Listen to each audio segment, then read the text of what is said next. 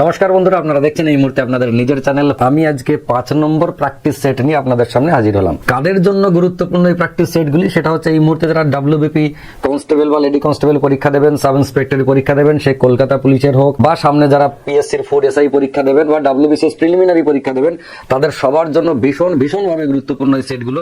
ইতিমধ্যে আমার 4টে set upload করা হয়ে গেছে। আজকে 5 নম্বর সেট, আগামীকাল 6 নম্বর পাবেন। এইভাবে প্রত্যেকদিন আপনারা একটা করে সেট পাবেন।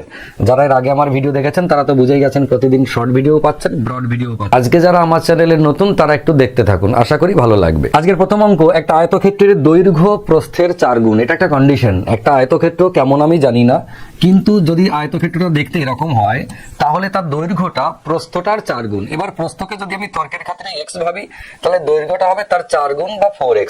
এক্স ধরতে হবে না, আমি এটা আপনাকে ভাবার জন্য যাতে বুঝতে পারেন সহজে যে এ 1 হলে এ 4 হবে। আপনি এটাও ভাবতে পারেন যেটা অনুপাত, যে প্রস্থ যদি 1 হয় তাহলে দৈর্ঘ্য হবে 4, এটাও অনুপাত।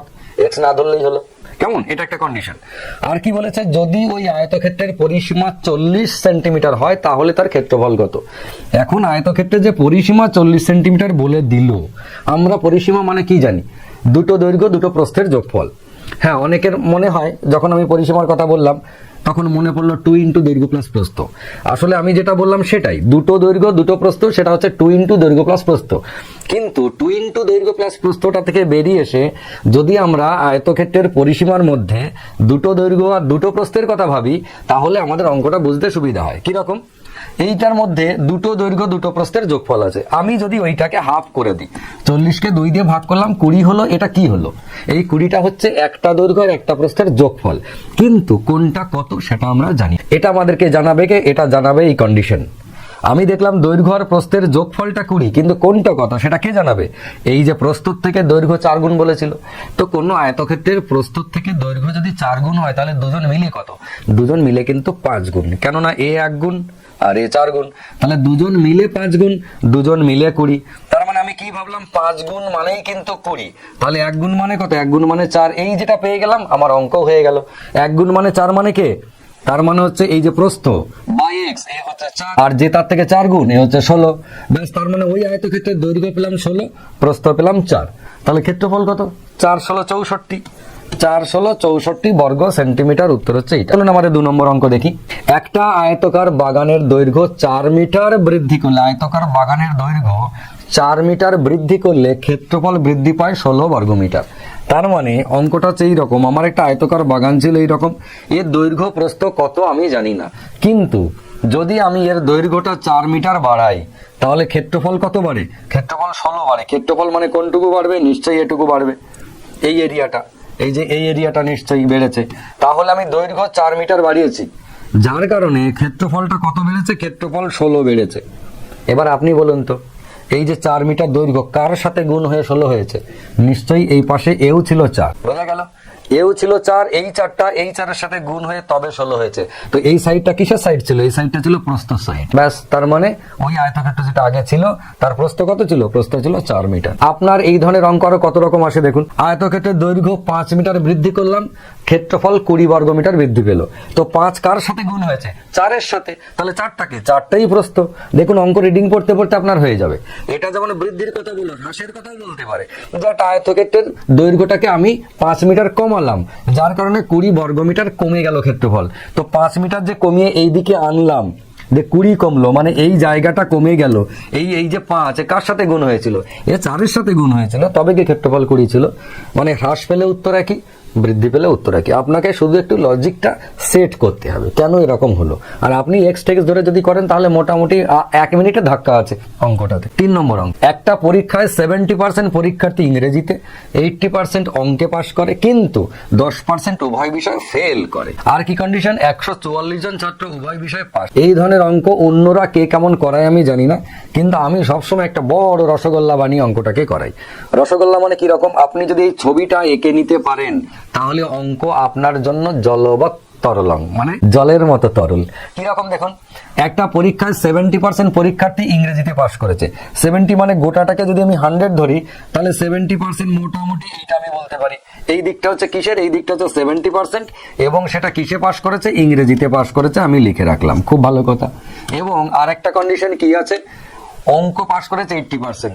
অঙ্ক মানে গোটাটা যদি 100 হয় তাহলে মোটামুটি 80 আমি এরকম করে আঁকতে পারি। এই দিকটা হচ্ছে 80% এবং এটা হচ্ছে কিসের, এটা হচ্ছে ম্যাথ। আর কি ছিল কন্ডিশনে, 10% উভয় বিষয়ে ফেল করে। এই 10% উভয় বিষয়ে ফেল করে সেই এরিয়াটা কোনটা, সেটা হচ্ছে এইটা 10%। এটা কি, এটা হচ্ছে ফেল। বাস এটুকু যদি আপনি করতে পারেন আপনার অঙ্ক শেষ। কিভাবে করতে হয় দেখুন, প্রথম কথা 70% ইংরেজিতে পাস করেছে, 80% অঙ্কে পাস করেছে, এবং ফেল যদি বলে তাহলে তার জন্য উভয় বিষয় ফেল, তার জন্য একটা জায়গা রাখতেই হবে। এরকম ভাবে ছবিটা আঁকলাম। এবার আপনি ভালো করে তাকিয়ে দেখুন এই জায়গাটা কিসের, এই জায়গাটা কিন্তু উভয় বিষয়ে পাস।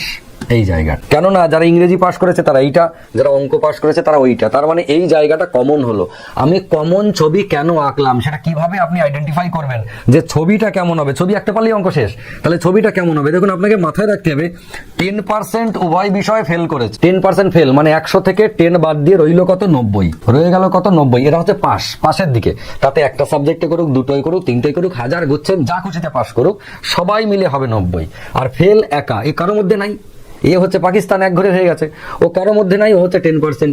এরা এবারে বাকিরা সবাই 90। এবার বাকিরা মানে কারা কারা, আমার এখানে ইংরেজি আর অঙ্কতে পাশের কথা বলেছে, তার মানে ইংরেজি আর অঙ্ক মিলে 90।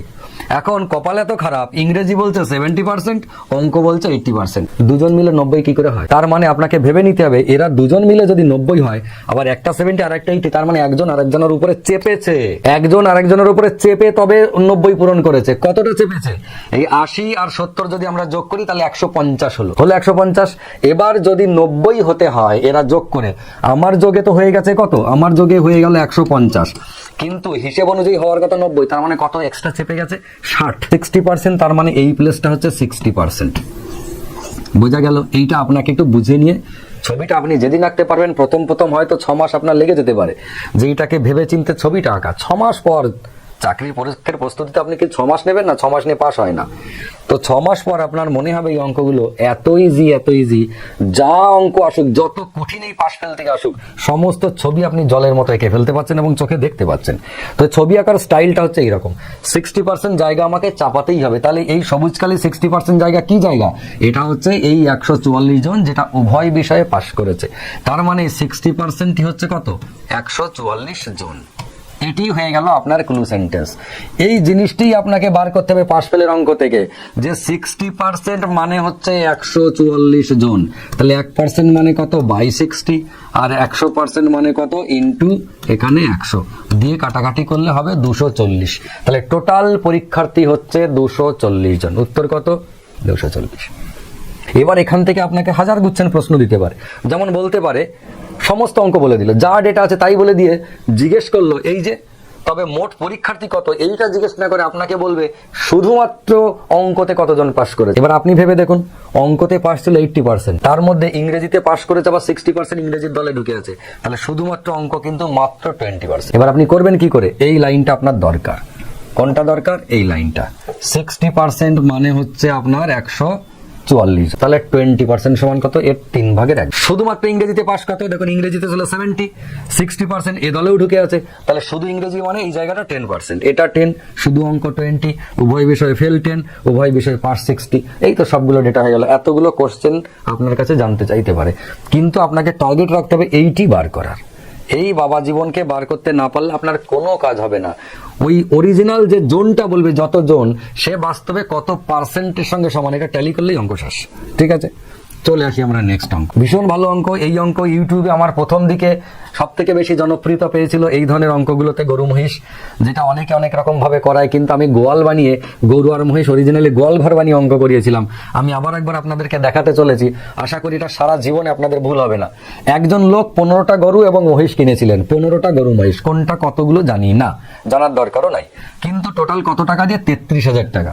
33,000 টাকা দিয়ে 15টা গরু মহিষ কিনে, প্রতিটা গরুর দাম 2,000 টাকা এবং প্রতিটা মহিষের দাম 2,500 টাকা হলে কয়টি গরু এবং কয়টি মহিষ কিনেছিলেন? গরুর দাম 2,000 টাকা আর 2,500 টাকা শুনে হাসবেন না কেউ, কেননা আজকের দিনে যদিও 2,000 টাকায় গরু পাওয়া যায় না, কিন্তু এই গরু হতে পারে বাছুর কিনেছে, আবার হতে পারে প্লাস্টিকের গরু কিনেছে, রিমোট কন্ট্রোল, সে যাই হোক না কেন সেটা বিষয় নয়, আমার গরু মহিষ হলেই হলো।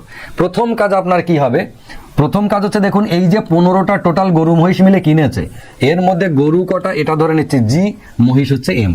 গরুর দাম কত? গরুর দাম হচ্ছে 2000 টাকা। মহিষের দাম কত? মহিষ হচ্ছে 2500 টাকা করে। টোটাল টাকা কত ছিল? টোটাল টাকা ছিল 33,000 টাকা। ভালো করে বুঝবেন এইটা। তার মানে 33,000 টাকা নিয়ে গরু এবং মহিষ কিনতে গিয়ে টাকার শর্টও পড়বে না, টাকা এক্সেসও হয়ে যাবে না, এমন ভাবে কিনতে হবে। আপনার প্রথম কাজ হবে গরুর দাম বা মহিষের দাম যেটা আপনার গুণ করে হিসাব করতে সুবিধা, আপনি ধরে নিন সবকটাই গরু কিনেছি। 2000 টাকা গুণ করতে সুবিধা, আমি ধরে নিচ্ছি সবকটাই গরু কিনেছি। তাহলে কটা ছিল জন্তু আমার? এই যে 15টা। তাহলে 15টা যদি 2000 টাকার জিনিস কিনি, তাহলে আমার চলে যাওয়ার কথা কত? 30,000 টাকা। 15টাই গরু কিনেছি 2000 টাকা দামে, তাহলে 30টাই আমার গরু হওয়ার কথা। এই 15টাই গরু মানে 30,000 টাকা চলে যাবে। বাজারে নিয়ে গেছিলাম কত টাকা? 33,000 টাকা। তার মানে আমার কাছে এখনো 3,000 টাকা আছে। 3,000 টাকা কি করবো? আমি তো সবাইকে গরু কিনেছি, সাদা গরু কিনেছি, আর মহিষ হচ্ছে কালো। বুঝবেন 3,000 টাকা যে এক্সট্রা আছে, আমি এটাকে কি করব? গরু আর মহিষের দামের যে ফারাক 500 টাকার নোট, এই 500 টাকার নোটে ভাঙিয়ে নেব আমি এই 3,000 টাকাটা দিয়ে। কটা হবে? 6টা। তার মানে আমার কাছে এখন কটা 500 টাকার নোট আছে। এই 500 টাকার নোট কি করব? যতগুলো আমি 15টাই যে গরু কিনেছিলাম 2000 টাকা দামি, আমি গরুর গায়ে 500 টাকা করে একটা করে নোট চিপকে দেবো। 6টা গরুর গায়ে 500 টাকার নোট চিপকে দিলাম, দিয়ে 6টা গরুকে মহিষে ট্রান্সফার করে দিলাম। তার মানে মহিষ ছিল 6টা, হয়ে গেল অঙ্ক। মহিষ 6টা, বাকি 9টা গরু, কারণ টোটাল হচ্ছে 15টা। বোঝা গেছে? কি করতে হবে দেখুন, আরো সহজ ভাবে বলে দিচ্ছি। আপনি মনে করুন এরকম করে 3টে 4টে 5টা আপনি গোয়াল ঘর করেছেন, 1টা 2টো 3টে, 3 5 15টা। যতগুলো আপনি গরু মহিষ কিনবেন ততগুলো গোয়াল ঘর বানিয়ে নিলেন। 15টা ঘর কেটেছি মানে 15টা গরু আর মহিষ কিনে এনে ভরে দেবো। প্রথম কাজ হবে দেখুন, আরো সহজ মনে হবে, যেটা আমি ইউটিউবে দেখেছিলাম। প্রথম কাজ হবে প্রত্যেকটা ঘরে 2000 টাকার গরু আপনি ভরে দিন, প্রতিটা ঘরে। ব্যাস, সবকটা ঘরে আমি গরু ভরে দিলাম। দিয়ে আমি 15টা ঘরে গরু চলে গেল মানে কত টাকা চলে গেল? 15টা ঘরে গরু চলে গেল মানে আমার 30,000 টাকা চলে গেল। আমি নিয়ে গেছিলাম ক টাকা? 33,000 টাকা। এক্সট্রা রইল কত? 3,000 টাকা। গরু আর মহিষের দামের ফারাক কত? 500 টাকা। 500 টাকার নোটে ভাঙিয়ে 6টা আমি 500 টাকার নোট পেলাম।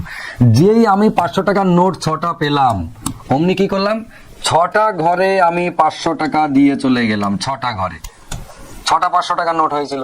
তাহলে 6টা ঘরে এখন কত টাকা হলো? 6টা ঘরে এখন 2,500 টাকা করে হলো। তার মানে এই 6টা ঘরে এখন মহিষ রইলো, বাকি সব কটা গরু পড়ে রইল। বোঝা গেছে? তার মানে আমার 6টা হচ্ছে মহিষ, 9টা হচ্ছে গরু। আমাদের পরের অঙ্কটা খানিকটা সেই রকমের, কিন্তু আমরা একটু অন্য স্টাইলে করব। অন্য স্টাইল মানে কি রকম? একজন লোকের কিছু মুরগি এবং কয়েকটি গরু ছিল। মুরগি আর গরু ছিল, খুব ভালো কথা। WBP তে পরীক্ষা যদি আসে তাহলে এগুলোকে চিড়িয়াখানায় পাঠিয়ে দেয়। চিড়িয়াখানায় পায়রা আর বাঘ, মুরগি, গরু সব চিড়িয়াখানায় থাকে, কিন্তু আমরা করছি লোকের ঘরেই দিয়েছি। ঠিক আছে, লোকের ঘরে কিছু মুরগি এবং কিছু গরু ছিল। যদি তাদের মাথার মোট সংখ্যা 48 হয়, মাথার মোট সংখ্যা মানে কতগুলো জন্তু? তার মানে জন্তু হচ্ছে 48টা।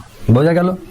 যতগুলো মাথা মুরগি এবং গরু মিলে, তার মানে এটা হচ্ছে মুরগি, এইদিকে লিখলাম গরু। ঠিক আছে, মুরগি আর গরু। এখানে কাউ লিখছি না আমি, গরুই লিখছি, গরু ফর জি লিখলাম।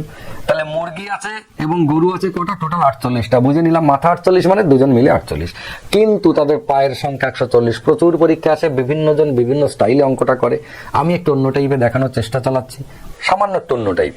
সেটা হচ্ছে এদের এক একটা করে মাথা, তার মানে 48টা যদি জন্তু হয়, এদের দুজন মিলে 48টা, কিন্তু কোনটা কতগুলো জানি না। আমি ধরে নিচ্ছি মুরগিরও 2টো পা, পায়ের সংখ্যা, এটা হচ্ছে পায়ের সংখ্যা। মুরগিরও 2টো পা এবং গরুরও 2টো পা। যদি হতো তাহলে কেমন হতো বলুন? মুরগিরও 2টো পা, গরুরও 2টো পা, কিন্তু গরুর আর 2টো পা এক্সট্রা আছে, আর 2টো পা এক্সট্রা আছে। আমি শুধু এইটুকু ভাবছি যে মুরগিরও 2টো, গরুরও 2টো, কিন্তু গরুর এক একটা গরুর 2টো করে পা এক্সট্রা। এটা আপনি একটু মাথায় রাখুন। যদিও আপনি জানেন, আমি জানি গরু 4টে করে পা হয়। কারো যদি কাটা ছেঁড়া থাকে পা, তাহলে আলাদা বিষয়, ন্যাচারালি 4টে করে হয়। এবার কি হয়েছে দেখুন, যদি আমি ভাবি যে এদের প্রত্যেকেরই 2টো করে পা, ভাববেন যদি প্রত্যেকেরই 2টো করে পা ভাবি, তাহলে 48টা জন্তু ছিল, 2টো করে যদি পা হয়, তার মানে 96টা পা হওয়ার কথা ছিল। কিন্তু পা কটা? 140টা। তার মানে কটা পা আমার এক্সট্রা? তার মানে আমার 44টা পা এক্সট্রা আছে। এখনো পর্যন্ত আমি কি করেছি? প্রত্যেকটা গরু এবং প্রত্যেকটা মুরগিকে 2টো করে পা লাগিয়ে দিয়েছি। দিয়ে 48টা জন্তু ছিল, 48 দিয়ে 96টা পা আমার খরচ হয়ে গেছে। এখনো দেখছি আমার কাছে 44টা পা এক্সট্রা আছে। তখন আমি কি করব? এই 44টা পা, এক একটা গরুর জন্য এক্সট্রা কটা করে পা ছিল? 2টো। তাহলে এই যে এক্সট্রা পা হয়েছে, একটা গরুর জন্য যদি 2টো পা হয়, খেয়াল করবেন, একটা গরুর জন্য যদি 2টো পা এক্সট্রা হয়, তাহলে এই যে 44টা পা এক্সট্রা হয়েছে কটা গরুর জন্য? তার মানে 22টা গরুর জন্য। ব্যাস, তার মানে গরু রইলো কটা? 22। দিয়ে যেই আমি করলাম গরু বেরোলো 22টা, উত্তর করে দিলাম, অমনি আমি মুরগি হয়ে গেলাম। কেন মুরগি হলাম? কেননা পরীক্ষার কোশ্চেনে কতগুলো মুরগি আছে জানতে চেয়েছিল। আমি গরু বার করে মাথা ঠিক ছিল না, পরীক্ষার হল টেনশনে ছিলাম, এত কষ্ট করে আমি গরু বার করলাম, এই যে এক্সট্রা পা কত ভণ্ডামি করে গরু বার করেছি, ব্যাস গরু উত্তর প্রথমেই পেয়েছি, দাগ দিয়ে দিয়েছি, ব্যাস পরীক্ষার হল থেকে বেরিয়ে মাথার চুল ছিঁড়ে নিলাম এক গাদা। কটা? 44টা চুল ছিঁড়ে নিলাম মাথার। মাথায় রাখতে হবে আমি বার করলাম কি আর আমাকে বার করতে বলেছে কি। আমাকে চেয়েছে মুরগি, মুরগি না করে নিজেই মুরগি হয়ে গেছি। তার মানে এই 22টা যদি গরু হয়, টোটাল ছিল 48টা, তার মানে 26টা হচ্ছে মুরগি। এই 22টা ক্রস একটু মাথায় রাখবেন, তা নাহলে কিন্তু এত কষ্ট করার পরেও নিজে মুরগি বার করতে না পেরে মুরগি হয়ে যাবেন। নেক্সট, একটা সংখ্যা এবং তার অনন্যকের যোগফল 2 হলে ওই দুটি মানের পার্থক্য কত? খুব পরীক্ষায় আসছে, এখন দেখছি খুব আসছে বিভিন্ন পরীক্ষায়। একটা সংখ্যা এবং তার অনন্যকের যোগফল। এবার অনন্যক কি জিনিস সেটা যদি আমরা না জানি, যারা অনন্যক জানে না কি জিনিস, তাদের জন্য অঙ্কটা করা কঠিন। অনন্যক মানে হচ্ছে ইংরেজিতে বলে রেসিপ্রোকাল। রেসিপ্রোকাল মানে অনন্যক, মানে কিরকম, কোন একটা সংখ্যার অনন্যক হচ্ছে 1/, সেইটা। তার মানে 2 এর অনন্যক কত? 2 এর অনন্যক হচ্ছে 1 এর 2। ঠিক আছে, x এর অনন্যক কত? x এর অনন্যক হচ্ছে 1/x। যদি আমরা বলি 2 এর 3, এর অনন্যক কত? এর অনন্যক হচ্ছে 3/2। উল্টোটা কেন?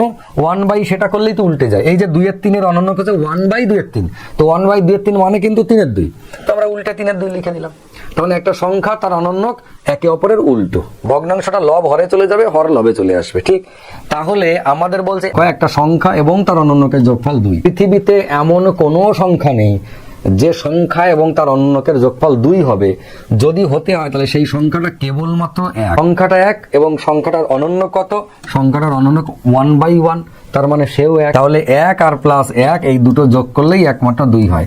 পৃথিবীতে আর কোনো সংখ্যা নাই যার যোগ করলে অনন্যক এবং সেই সংখ্যাটা যোগ করলে 2 হতে পারে, সেই সংখ্যাটা 1 হতেই হবে, এছাড়া আর কেউ নাই। আমি বারবার বলছি কিন্তু কথাটা, কেননা খুব পরীক্ষায় আসছে ইদানিং একটা সংখ্যা এবং তার অনন্যকে নিয়ে অনেক নাড়াঘাটা হচ্ছে। যেমন আরেকটা কোশ্চেন আসে, আমি আপনাদেরকে বলে দিই, একটা সংখ্যা এবং তার অনন্যকের গুণফল সর্বদা ড্যাশ হবে। এটা পরীক্ষায় কোশ্চেন দিচ্ছে, অপশনে বিভিন্ন রকম দিচ্ছে। তাহলে একটা সংখ্যা এবং তার অনন্যকের গুণফল কত হওয়ার কথা বলুন তো? এই সংখ্যাটা এবং তার অনন্যকের গুণফল কত হওয়ার কথা?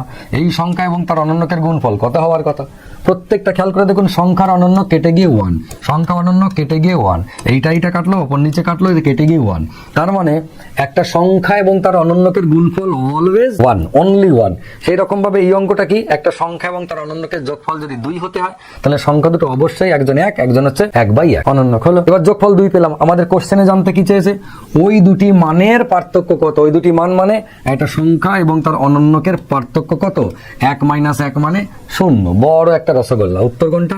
Option D. আশা করি বুঝতে পেরেছেন। কেমন লাগলো জানাবেন। হোম টাস্ক দিলাম না, আমি প্রত্যেকদিন শর্ট ভিডিও দিচ্ছি একটা করে, সেই শর্ট ভিডিওতে হোম টাস্ক থাকছে। আপনারা হোম টাস্কটা করে তার রিপ্লাই অবশ্যই কমেন্ট বক্সে দেবেন, তাহলে বুঝবো আপনারা ভিডিওটা দেখছেন এবং আপনাদের ভালো লাগছে, পছন্দ হচ্ছে, আপনাদের কাজের জিনিস হচ্ছে। আপাতত আজকে আসি, আগামীকাল আপনাদের নতুন পার্ট নিয়ে হাজির হবো। ততক্ষণ সবাই ভালো থাকুন, সুস্থ থাকুন, সুন্দর থাকুন। নমস্কার।